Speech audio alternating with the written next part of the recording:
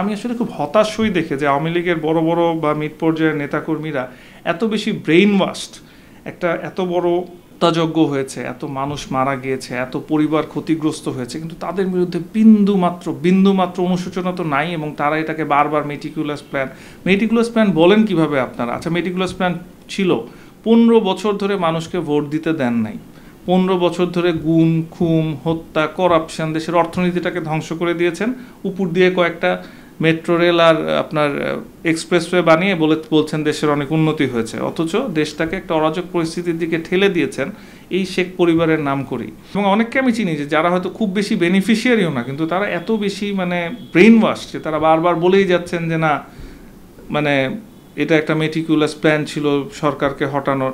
আরে ভাই, আপনারা তো দেখতে পাচ্ছেন, আপনার চোখের সামনে মানুষ মারা গিয়েছে, দেশ পুরো অচল হয়ে গিয়েছিল, আর্মি আপনাদেরকে শেষ পর্যন্ত সমর্থন প্রত্যাহার করতে বাধ্য হয়েছিল যে দেশের মানুষ মারবে না, লিথল ওয়েপন ইউজ করার কথা বিবিসির রিপোর্টে এসেছে। এর বাইরে আপনাদের চোখ খোলার জন্য আর কি করতে হবে? এখন তো আসলে ওনাদেরকে স্বয়ং আল্লাহ তাআলা ছাড়া আর কেউ তাদের চোখ খুলতে পারবে না, কারণ আমরা যুক্তি বুদ্ধি এই ইন্টারন্যাশনাল রিপোর্টস কোনো কিছুই তাদের চোখ খুলতে পারে না। আসলে তাদের মনের চোখ বন্ধ, তাদের ব্রেইন বন্ধ, তাদের ব্রেইন লক করে কাজ করছেন, কাজে তাদেরকে আসলে আর বোঝানোর মতো আমাদের মনে হয় আর কোনো অপশন নাই। চরমোনাই পীর বলেছেন, টাকা উঠায় পল্টনে, টাকা যায় লন্ডনে। একজন দলীয় প্রধান হিসেবে রাজনৈতিক ভাষায় উনি এইভাবে তারেক রহমান সাহেবকে ইঙ্গিত করে বলেছেন, আপনি কি বলবেন? আমি আসলে এই ধরনের ভাষার তীব্র নিন্দা জানাই। আমি মনে করি গত 15 বছর আমরা দেখেছি কি ধরনের কথাবার্তা ছিল, টুপ করে পদ্মা নদীতে ফেলে দিব। এখন একজন দেশের হেড অফ স্টেট যখন এই ধরনের কথাবার্তা বলেন, তখন দেশের অন্যান্য পলিটিক্যাল পার্টির চেয়ারম্যান বা শীর্ষ নেতারা এই ধরনের কথা বলতেই পারেন, কিন্তু সেখান থেকে বের হয়ে আসার জন্যই কিন্তু জুলাই হয়েছিল। তো আজকে যখন আমি দেখি, আমার কাছে খুব খারাপ লাগে যে এই যারা অগ্রভাগে ছিলেন তাদেরই নেতাকর্মীরা যখন অশ্রাব্য ভাষায় গালাগালি করছেন, আবার এই ধরনের ইঙ্গিতপূর্ণ কথাবার্তা বলছেন চরমোনাই পীর সাহেবের মতো মানুষজন, এটা খুবই দুঃখজনক। আমরা আগাতে পারছি না কেন? আমি মনে করি যে আমাদের আসলে ওয়েস্টার্ন কান্ট্রিজ থেকে শিক্ষা নেওয়া উচিত। আপনি ইউরোপিয়ান কান্ট্রিগুলোতে দেখেন যে কী ধরনের ভাষা ব্যবহার করা হয়। তো আমরা আসলে ভালো কিছু শিখতে চাই না, আমরা আসলে খারাপেই পড়ে থাকতে চাই, আমরা আরও পিছিয়ে যেতে চাই। তো আমি একটা জিনিস বারবার মনে করি যে ব্রিটিশরা কিন্তু আমাদের শাসন করেছিল, তো ওনাদের বিরুদ্ধে অনেক ক্ষোভ, অনেক আক্রোশ আমাদের, কিন্তু ওনারা যে শিষ্টাচারটা আমাদের শিখাতে চেয়েছিল, সেটা হয়তো প্রেশার দিয়েই হোক, সেই শিষ্টাচারটা কিন্তু আমরা এত বছরেও শিখতে পারি নাই। কারণ আপনি ব্রিটেনে দেখেন কয়েকদিন পর প্রধানমন্ত্রী চেঞ্জ হচ্ছে, কিন্তু আপনি কি তাদের ভাষা বা আক্রমণাত্মক এই ধরনের কিছু দেখেন না। তারা একটা পরিশীলিত ভাষায় একজন আরেকজনকে ক্রিটিসাইজ করেন, কিন্তু আমাদের কি হচ্ছে যে আমরা যা খুশি তাই বলতে অভ্যস্ত হয়ে যাচ্ছে। এবং জেনজি যারা এই জুলাই বিপ্লবের অগ্রভাগে ছিলেন, তাদের কিন্তু একটা ম্যাচুরিটি আসা দরকার এখন, যে আমরা দেশটাকে স্বাধীন করেছি, এখন আমরা দেশটাকে এগিয়ে নিয়ে যাওয়ার জন্য সবাই যাতে একটু মার্জিত হই, সবাই একটু ম্যাচিউরড হই। ইম্যাচুরিটিটা অনেক বেশি আমাদেরকে আবার সেই পিছনেই ঠেলে দিবে। রাজনৈতিক দলগুলোকে বাধ্য করে নারীর ক্ষমতায়ন নিশ্চিত করা যাবে না, ব্যারিস্টার ফুয়াদ বলেছেন এমন বক্তব্য। আপনি একজন ব্যারিস্টার হয়ে কি বলবেন? আসলে ফুয়াদ ভাই তো অনেক ভাইরাল কথাবার্তা বলেন, আমি আসলে ওনার মতো ভাইরাল কথাবার্তা বলতে পারি না।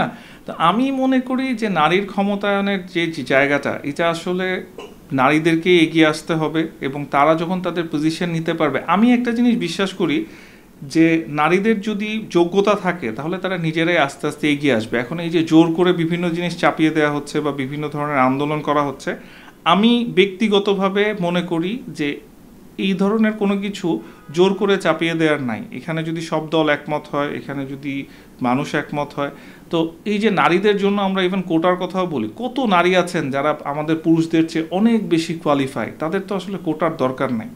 সো নারীরা আসলে নিজেদেরও আসলে তাদের সময় হয়েছে যে চিন্তা করার যে আমাদের কি আসলেই কোটার দরকার আছে, বা আমাদের কি আসলেই কোনো এক্সট্রা প্রিভিলেজের দরকার আছে। হ্যাঁ, বাংলাদেশে অনেক জায়গায় আমরা দেখি যে নারীরা অবহেলিত, সেক্ষেত্রে তাদেরকে এগিয়ে নিয়ে যাওয়া, কিন্তু নারীরা কিন্তু এখন অনেক কোয়ালিফাইড হয়ে উঠেছে। সো নারী নেতৃত্বদেরই কিন্তু সামনে এগিয়ে এসে বলতে হবে যে তারা কি আসলে কোটা চান নাকি তারা। আমার আশেপাশেই অনেক আমাদের সুপ্রিম কোর্টে দেখছি যে অনেক ভালো ভালো নারী লয়ার আছেন যারা খুব ভালো করছেন এবং আমাদের পুরুষদের চেয়ে অনেক বেটার করছেন, তাদের আসলে কোটার দরকার নাই। বাট তারপরেও যেহেতু অবহেলিত নারীদের এবং স্পেশালি আমি হয়তো একটা মানে পার্টিকুলার সেগমেন্টের কথা বলছি, হয়তো ঢাকার বাইরে এবং বিভিন্ন জায়গায় নারীরা অনেক অবহেলিত, তাদের জন্য কাজ করার অনেক সুযোগ রয়েছে।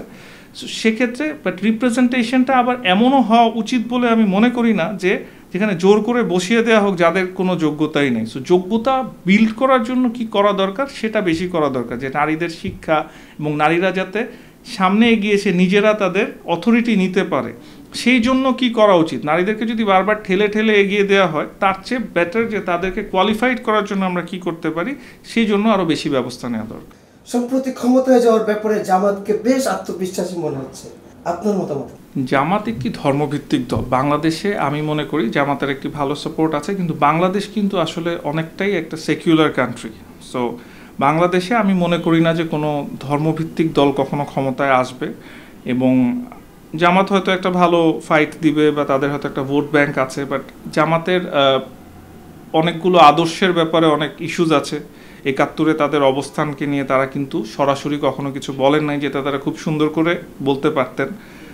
এখন তারা অনেক ভালো কিছু করছেন, যেমন আবার অনেক খারাপ কিছুও করছেন, এবং জামাতের অনেক স্পেশালি অনেক কর্মীদের বিরুদ্ধে অভিযোগ যে তারা বিভিন্ন জায়গায় তারা নারীদেরকে অনেক কিছু করতে বাধা প্রদান করেন।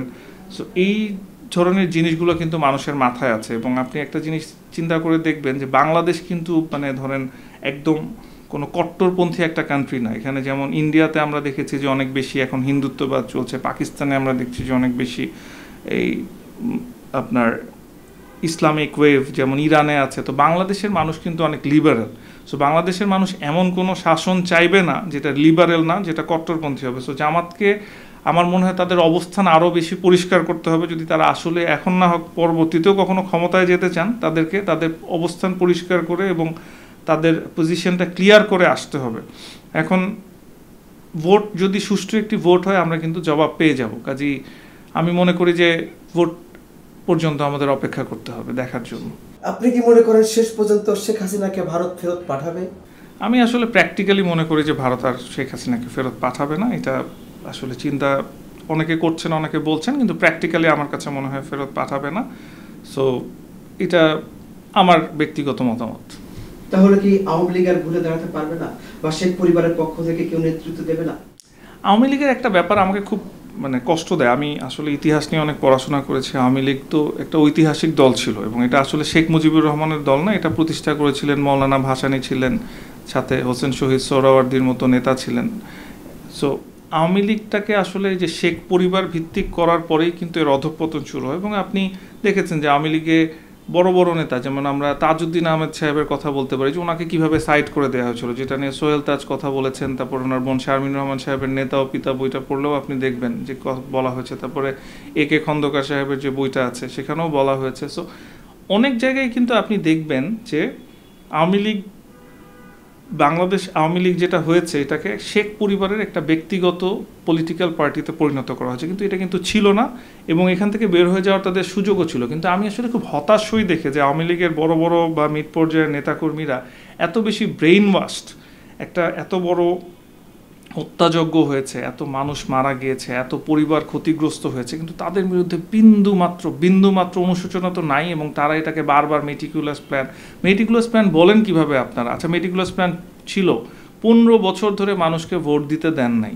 15 বছর ধরে গুম খুম হত্যা করাপশন দেশের অর্থনীতিটাকে ধ্বংস করে দিয়েছেন, উপর দিয়ে কয়েকটা মেট্রো রেল আর আপনার এক্সপ্রেসওয়ে বানিয়ে বলছেন দেশের অনেক উন্নতি হয়েছে, অথচ দেশটাকে একটা অরাজক পরিস্থিতির দিকে ঠেলে দিয়েছেন এই শেখ পরিবারের নাম করেই।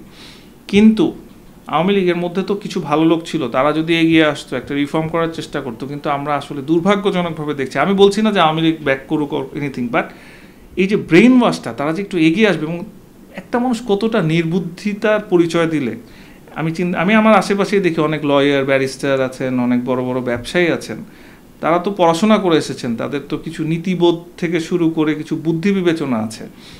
তার বড় বড় নেতারা, শেখ পরিবারের সদস্য থেকে শুরু করে আওয়ামী লীগের যারা সুবিধাভোগী নেতারা, তারা সব দেশের বাইরে অবস্থান করছেন এবং খুব জাঁকজমকপূর্ণ জীবনযাপন করছেন। এখানে আমরা দেখলাম 60-70 জন লয়ারকে একদিনে ধরে নেওয়া হলো, তাদের জামিন দেওয়া হলো না। এরকম প্রত্যেকটি জায়গায়, প্রত্যেকটি ক্ষেত্রে আওয়ামী লীগের অনেক লোকজনই কিন্তু শাস্তি পাচ্ছেন, যারা হয়তো আসলে কোনো অপরাধের সাথে সরাসরিভাবে সম্পৃক্ত ছিলেন না, হয়তো আওয়ামী লীগকে সমর্থন করেছিলেন, কিন্তু তারপরেও যারা আছেন তারা, এবং অনেকে হয়তো, এবং অনেককে আমি চিনি যে যারা হয়তো খুব বেশি বেনিফিশিয়ারিও না, কিন্তু তারা এত বেশি মানে ব্রেন ওয়াশ যে তারা বারবার বলেই যাচ্ছেন যে না, মানে এটা একটা মেটিকুলাস প্ল্যান ছিল সরকারকে হটানোর। আরে ভাই, আপনারা তো দেখতে পাচ্ছেন, আপনার চোখের সামনে মানুষ মারা গিয়েছে, দেশ পুরো অচল হয়ে গিয়েছিল, আর্মি আপনাদেরকে শেষ পর্যন্ত সমর্থন প্রত্যাহার করতে বাধ্য হয়েছিল যে দেশের মানুষ মারবে না, লিথল ওয়েপন ইউজ করার কথা বিবিসির রিপোর্টে এসেছে। এর বাইরে আপনাদের চোখ খোলার জন্য আর কি করতে হবে? এখন তো আসলে মানে ওনাদেরকে স্বয়ং আল্লাহ তাআলা ছাড়া আর কেউ তাদের চোখ খুলতে পারবে না, কারণ আমরা যুক্তি, বুদ্ধি, এই ইন্টারন্যাশনাল রিপোর্টস কোনো কিছুই তাদের চোখ খুলতে পারে না। আসলে তাদের মনের চোখ বন্ধ, তাদের ব্রেন বন্ধ, তাদের ব্রেন লক করে কাজ করছেন, কাজে তাদেরকে আসলে আর বোঝানোর মতো আমাদের মনে হয় আর কোনো অপশন নাই। এবং আপনি দেখবেন যে আমি দেখলাম না তাদের কোনো অনুশোচনা আছে, এবং তাদের মধ্যে কোনো এমন কোনো চেষ্টা আছে যে না ঠিক আছে, যারা ভালো ছিলেন তাদেরকে নিয়ে কোনো রিফর্ম করা বা অন্য কোনো নামে অন্য কোনোভাবে নিজেদেরকে একত্রিত করা। তারা এখনও বলে যাচ্ছেন বারবার যে তারা শেখ হাসিনাকে চান, যে মানুষটা নিজে থেকে বলেছেন যে লিটল ওয়েপন ইউজ করো, যেটা বিবিসির নিউজে এসেছে। তো এটা খুব দুঃখজনক, খুবই দুঃখজনক যে আমাদের দেশে এই ধরনের একটা পার্সেন্টেজের মানুষ রয়ে গিয়েছে। আপনি নিজে আইনের পেশায় আছেন, সাবেক আইজিপির স্বীকারোক্তি কিভাবে দেখছেন, এবং আরও যদি একই পথে হাঁটে অনেকেই আত্মসমর্পণ বা স্বীকারোক্তি দেয়, তাহলে কি তাদের সাজা মওকুফ হবে? আমি এটাকে খুব ইতিবাচকভাবে দেখছি। যদিও উনি হয়তো সাজা মওকুফ করার উদ্দেশ্যেই করেছেন বা সাজা কমানোর উদ্দেশ্যেই করেছেন, কিন্তু ওনার তো অ্যাটলিস্ট এই অনুশোচনাটুকু আছে, অথবা এই মানে যদি অনুশোচনাও না থেকে থাকে, ওনার এই বুদ্ধিটুকু আছে, ওনার ব্রেনটুকু আছে যে না, একটা রং কিছু হয়েছিল, আমি এটার এগেনস্টে যাচ্ছি। ওনার সাথেই তো আরও হাজার হাজার মানুষ জেলে আছেন, তারা তো কেউ এগিয়ে আসেন নাই। তার মানে কি, হয় তাদের কোনো অনুশোচনা নাই, নয়তো তাদের ব্রেন কাজ করে না, নয়তো তারা বিশ্বাস করে যে তারাই ঠিক ছিল। যদিও তারা নিজেরাই হাজার হাজার মানুষ খুন করেছেন, করাপশন করেছেন, হাজার হাজার কোটি টাকা বিদেশে লুটপাট করেছেন, মানুষকে কষ্ট দিয়েছেন, গুম হয়েছে, দখলদারিত্ব হয়েছে, চাঁদাবাজি হয়েছে, সব কিছুর সাথে সম্পৃক্ত ছিলেন, সেই মানুষগুলো এগিয়ে আসেন নাই। সো একটা মানুষ যখন এগিয়ে আসছেন, আমি এটাকে সাধুবাদ জানাই, এবং আমি মনে করি যে আরও কেউ যদি আসে তাদেরও সাজা অন্তত মওকুফ না হলেও যাতে হ্রাস করা হয় সেটা, কারণ তারা যে অনুশোচনা থেকে হোক অথবা তাদের বুদ্ধি থেকে হোক তারা যে এগিয়ে এসেছেন, এই জন্য আমি এটাকে সমর্থন করি, এবং তাদের সাজা মওকুফ না করা হলেও অন্তত পক্ষে যাতে সাজা হ্রাস করা হয় সেটুকু আমি আশা করব। আপনি একজন দায়িত্বশীল জায়গা থেকে রাজনীতিক হিসেবে, একজন আইনজীবী হিসেবে বাংলাদেশের মানুষকে সার্বিক এই পরিস্থিতিতে, এই যে মেঘাচ্ছন্ন অনেকটা পরিস্থিতিতে বাংলাদেশের মানুষকে কি বলবেন? আমি বাংলাদেশের মানুষের জন্য বলতে চাই যে আমাদের ঐক্য ধরে রাখতে হবে, আমাদেরকে অনেক বেশি সহনশীল, মার্জিত এবং রুচিশীল হতে হবে। আমরা কিন্তু গত এক বছর আগে সবাই একসাথে ছিলাম, আজকে খুব দুঃখজনক যে আজকে এক বছর পর আমাদের মধ্যে অনেকেই এক একজনের বিরুদ্ধে আমরা কথা বলছি। আমরা এনডিএমের পক্ষ থেকে সর্বোচ্চ চেষ্টা করি যে কনস্ট্রাকটিভ ক্রিটিসিজম বা গঠনমূলক সমালোচনার বাইরে কোনো ধরনের কথা না বলতে, যেটা আমাদের মাননীয় চেয়ারম্যান জননেতা ববি হাজ্জাজ কখনোই করেন না এবং আমরাও করি না।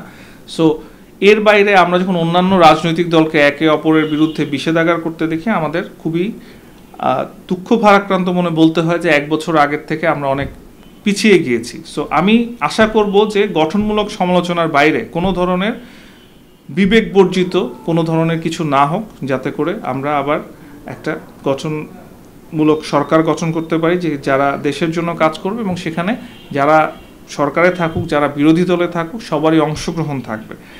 মানুষের মধ্যে একটা মনে হয় প্রবণতা যে ক্ষমতায় না গেলে কিছু করা যাবে না, একটা দায়িত্বশীল বিরোধী দলও দেশের জন্য কতটা ইম্পর্টেন্ট সেটাও কিন্তু মানুষ চিন্তা করে না। সো মানুষকে একসাথে থাকতে হবে, এবং আমাদের বাংলাদেশিরা আমরা জাতি হিসেবে অনেক বেশি অসহিষ্ণু এবং অসহনশীল, সেখান থেকে বের হয়ে এসে আমাদেরকে অনেক সহনশীলতার পরিচয় দিতে হবে।